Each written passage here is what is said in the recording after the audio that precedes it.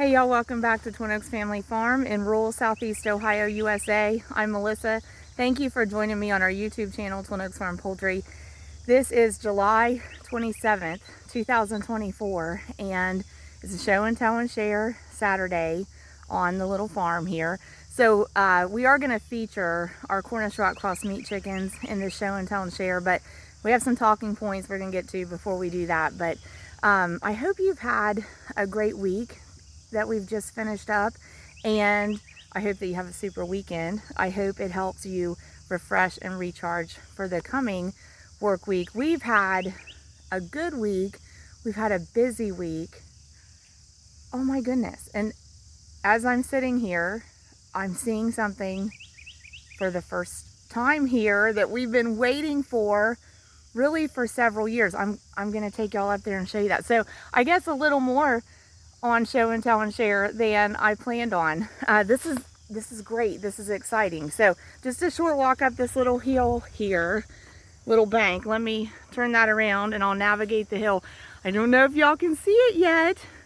Oh my goodness. And as I get up here, oh my gosh, there's more than one. Right here.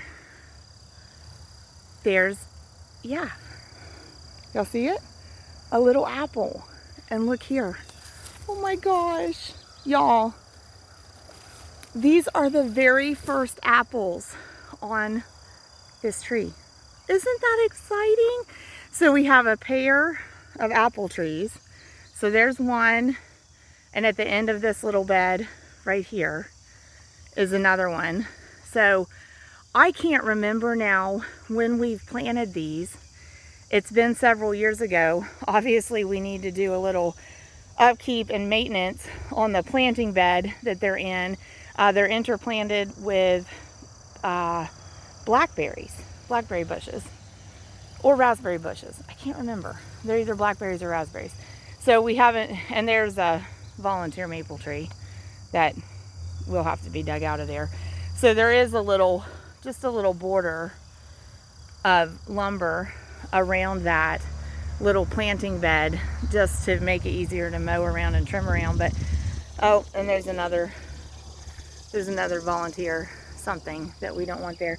So anyway, so we do need to do some maintenance in there, but we had planted those apple trees there several years ago, and you know, we just kind of like didn't look for apples because we knew it takes several years. So there's the very first two apples from the apple tree. How about that? So I'm going to turn the camera around. So a few talking points before we go into the meat bird barn to visit the meat birds, and decided to feature the meat chicks in this show and tell and share Saturday, even though most of our video content is on Cornish rock cross meat chickens, but wanted to feature them because really, how often do we see 430 meat chicks few days old in the same place, right? So we will feature them, but a few talking points. So like I said, hope you've had a great week. We had a great week. It was busy. Couple things we did. So Monday, the 22nd of July, we had 419 Cornish rock cross meat chickens that were 6 weeks old that we took to the processor. That in itself is quite an ordeal to facilitate, quite a production. We start at about 3 a.m. in the morning. We load the birds one at a time by hand with care into live poultry transport crates. And once they're all loaded in the crates, we put those on a trailer or truck, however we're hauling them, securely fasten them onto there. We want to know that those birds are safe and going to make the ride safe. When we first started raising Cornish rock cross meat chickens and taking them to a processor, that really overwhelmed me, made me nervous, gave me a lot of anxiety hauling them. And now we have a lot of experience doing that, and they really haul very well. We've put them in those crates and hauled them. We've also hauled them loose in the floor of a stock trailer. Both ways work well. So if you have questions about hauling meat birds, put it in comments. We'll share our experiences with you. Happy to help give you confidence that that is something that the birds handle fairly well. You know, take some precautions to make sure that the stress is minimal and they're safe as possible, and your birds will handle it well. So that was Monday. And after you get them on the trailer, for us, it's an 1.5-hour drive to the processor. And then there's a little bit of a routine there. You know, they have employees helping us unload them using like a forklift. And so you have a little bit of a process getting them off your trailer, unloaded into the holding area where the processor wants them. And then you need to turn in your order to the processor while you're there. But that's the routine. And then we have an 1.5 hour back. And so then, you know, we had other things of our regular routine to do Monday. So that started the week. Then we were expecting these chicks to move in on Wednesday. And we had everything ready Tuesday night. Wednesday, we're waiting for them all day, but go about our routine as best we can. Then it turned out they got delayed in shipping and were stuck in a post office, really only probably about an 1.5 hours away from here, but had to stay there all day of Wednesday basically, and overnight Wednesday. And then they did get here Thursday morning, first thing. We moved them in, and so we made it through the week finally. But you know, it's been one of those weeks that one of the reminders to me to stay positive and continue on that kept coming to my mind was, many are the troubles of the just, or many are the troubles of the righteous, but the Lord God sees him through them all. And so just to continue to have faith, continue to work at what is within our ability and power, and that we will get through it. So that just kept coming to me this week. If y'all read the Bible, I'm sure you have lots of lines and words in there that speak to you, because you know the Bible is the living word, really. So there's a communication and exchange between us and the living word when we put ourselves in it and draw near to God that way. So you know, if you read it at all, I'm sure you have parts of it that speak to you. If you know even a little bit of it, I'm sure there's several verses that stay in your mind when different things come up in life. But that was this week, you know, that got me through. I just kept thinking of drawing near to God and thinking of being in that space, knowing that that's one of the things that I can have faith on. You know, many are the troubles of the just, but the Lord God sees them through them all. And so, you know, even, I have to say though, all of us fall short, I think, of being perfectly righteous, perfectly just, but we try our best. You know, we try to discern right from wrong, we try to discern good from bad, and we try to seek God's will, know God's will, and do God's will in our lives if we're trying to draw near to him. So like I said, that was one of the things that kept coming into my mind, you know, just the Lord God sees you through it. And we have to keep trying, stay positive, keep faith in him, do what's in our power, do what's in our ability. So we got through the week, but it was a busy one. We are going to go ahead and step in the barn. A couple other things I want to share with you, some channels that I have been watching, and the book that I'm reading now, books that I'm trying to read now. So let's go ahead and take a walk into the barn. Whoop, sorry, I had a little hiccup there with my feet. Got to navigate the little dips and divots in the yard and around the barn. But let's do the show and tell and share feature in here. So we are set up as a brooder space right now with the chicks. 430 of them. 430 of them. So we're going to go peer over the short wall. Peer over the short wall. So we had more resources, food and water, on this end, but what we found is that they're concentrating themselves down on that end, and they're eating all the food up and drinking all the water up down on that end prior to using it up on this end. So as they finished things over here, we just moved things down. Then another thing that was going on was this short wall right here is made of just scrap lumber. It was completed by these livestock crates, and they actually continued straight from here to like that post in front of us there. Well, again, I was finding as I was working in here that all these chicks were wanting to concentrate right here, like around these last 4 lights.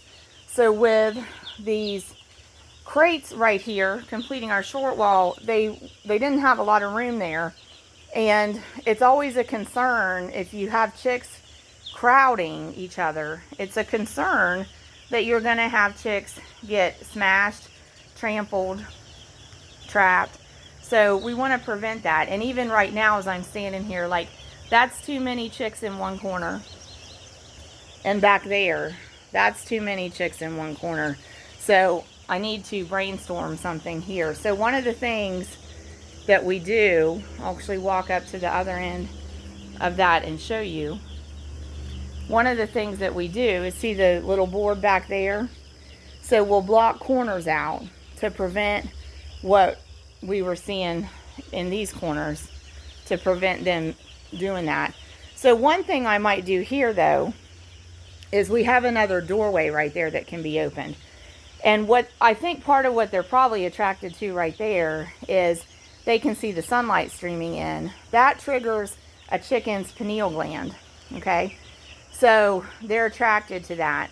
So I think if I maybe open that doorway up, which I'll have to do from the outside after I'm done recording, that might compel those little birds to spread out along that doorway.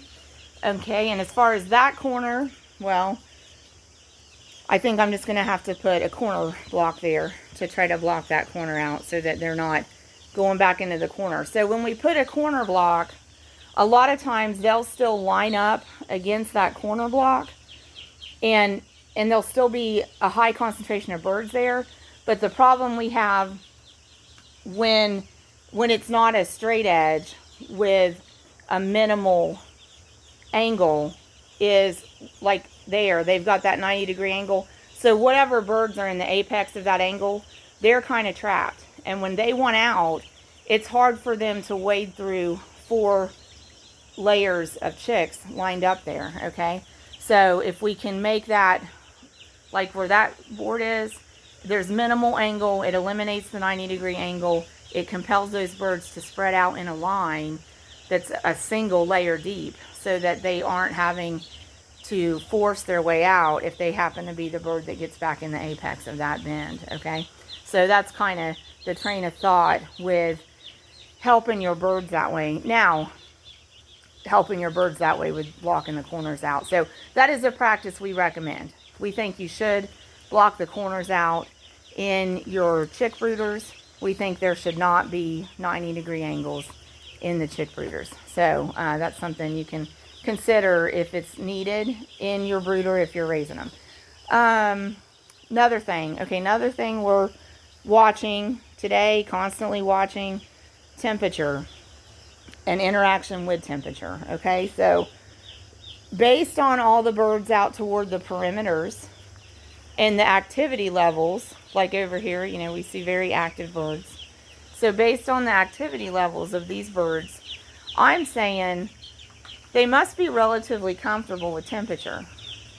However, we do still have quite a few birds utilizing the targeted warmth, okay? But, you know, it can become a fine line as we deal with fluctuating temperatures of the outdoors, because our barn basically matches outdoor temperature.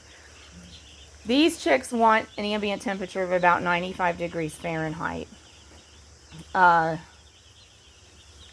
We're close to 80 right now, 80 degrees Fahrenheit. So I could understand them wanting some targeted warmth. We'll probably turn a few of these heat lamps off now. And then as the day goes on, the temperatures are supposed to get into the low to mid 90s. We may be able to turn all these heat lamps off, but we're going to have to wait and see. So as far as us with brooding chicks with ambient temperature, we basically just check them frequently and adjust having the heat lamps off or on based on what we see. And we also sometimes adjust the height of the heat lamp based on what we see. Ours are very easy for us to adjust because they're on S hooks on a chain, so we can raise those or lower those at will in moments. So anyway, but this is perfect though, what we're seeing here. I wouldn't lower these heat lamps any, like the two that we're looking at right here, because you can see where the birds are using them. They're right out at the edge of that beam of light. That's a good thing. Okay, so here's some eating. As far as food, why do we have the trays open like that without their lids on? We do that in the very beginning to just let the chicks establish where they're getting their food from. So we will go ahead and put lids on those probably tomorrow. So probably within about 24 hours. So they arrived here the 25th. So we're counting that as their day one. Those are kind of cute over there. They're actually, we don't want them in the trays, but for now, it's worth the trade-off to let them access the trays, even if they're standing in it, to get them well established at this stage in age, knowing that that's where their food is and that's where they eat from. So then when we put the lids on, we will know that they're still going to go back to those trays and eat and put their heads through the lids to access their food. So they will, they'll be able to get food out. Sorry, I got momentarily distracted because I saw a message come through my phone screen about chicken. So anyway, so I'm back on track. But one thing I was trying to say, the thought I was trying to get out was, so they moved in here on the 25th. We're aware that their hatch date was the 24th, but we're calling the 25th day one.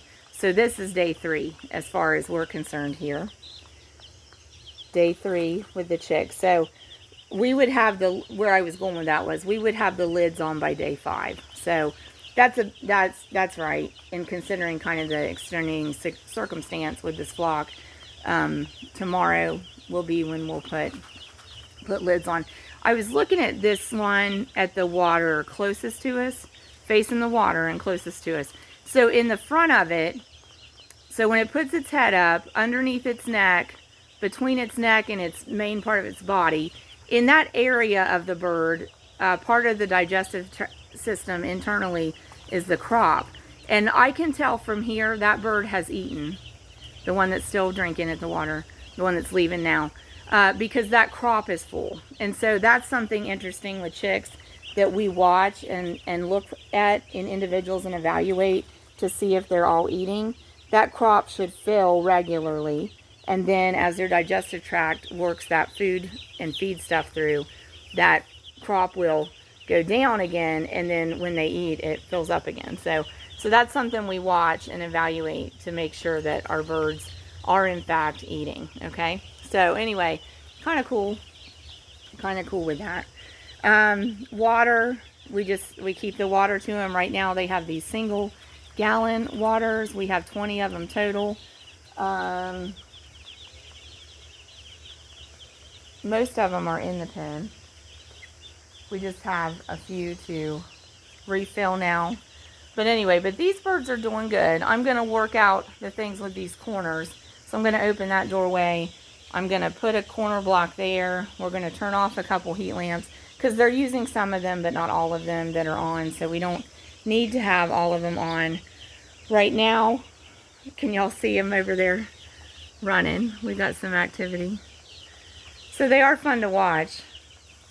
And like I said, why not feature them? Because how often do you see 400 chicks in one place? I mean, we only see it 3 times a year. And then it doesn't take very long, and they start to feather. And as they feather, they lose the chick fluff.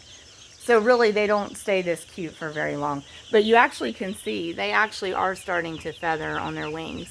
And that's where they begin feathering. So we're starting to see the white feathers come in at their wingtips. Okay. And then the next place we'll notice the wings. The next place we'll notice the feathers feathering in is sticking out at the tail. Like that's the next place we'll really, really notice it. Okay. So let me get the camera turned around here. I'm always awkward with that angle, but so a couple things. Not sure how the lighting is impacting there. So a couple things to finish up. I want to tell you about some channels. So I haven't had a lot of time to watch anything this week on YouTube.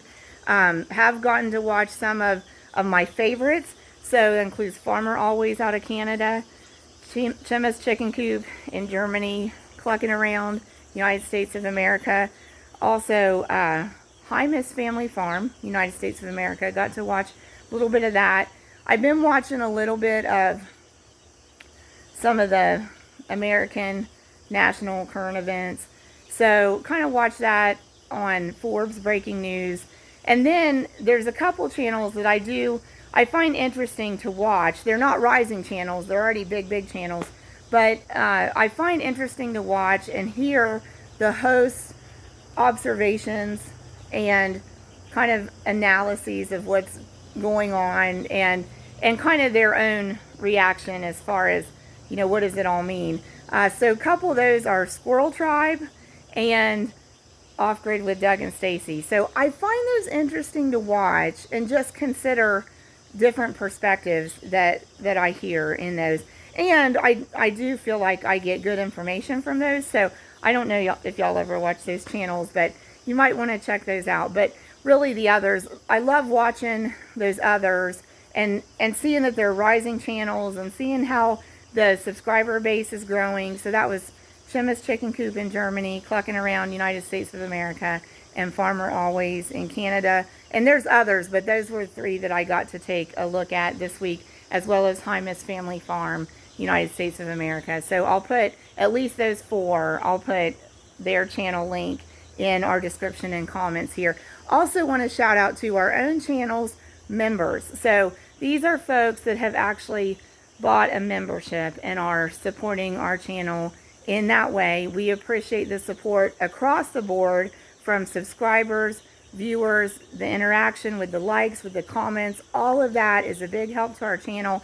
And then we also appreciate this other tangible way that viewers are supporting our channel, supporting our video content projects, and supporting our farm work. So shouting out to our members, thank you, Chimma.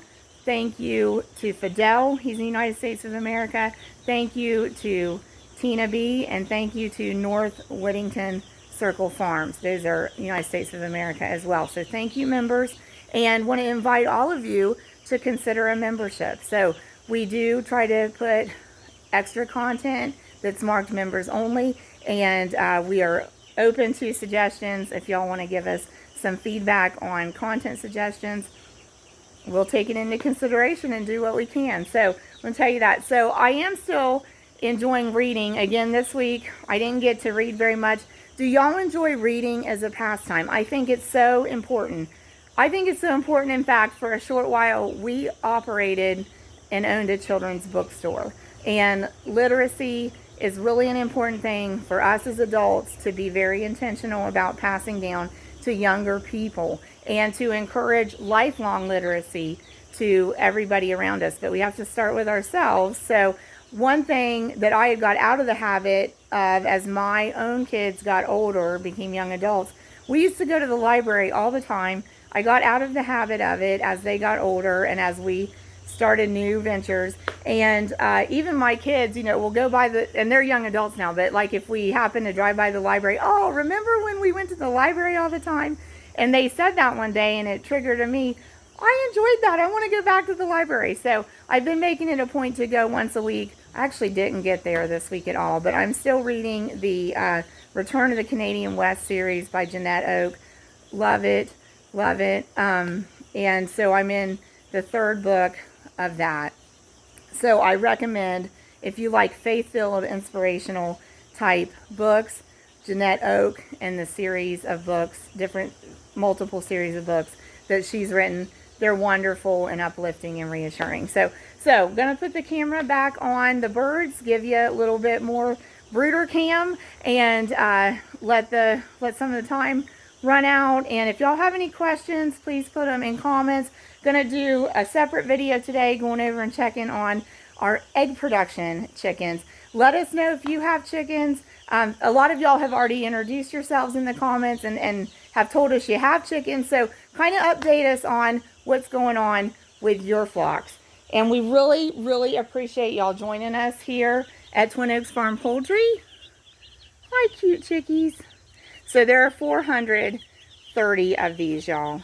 And they are in production for poultry. So they will actually go to the processor at 5 weeks old is the production schedule for this group. We anticipate them as a flock, as a group, to eat 4,000 pounds of feed in 5 weeks. And they will fill the space that we're in, the whole floor space that they're only confined to part of it now, but they'll have a floor space of about 25 foot by 30 foot by the time, probably by the time they're 3 weeks old, I would say. So, all right, we'll wrap it up. We appreciate y'all. Please consider a membership. Thank you, members, for supporting us. Thank you, viewers and subscribers. No matter what role you have in our channel, it's a huge help to us. We appreciate it greatly. So thanks for watching.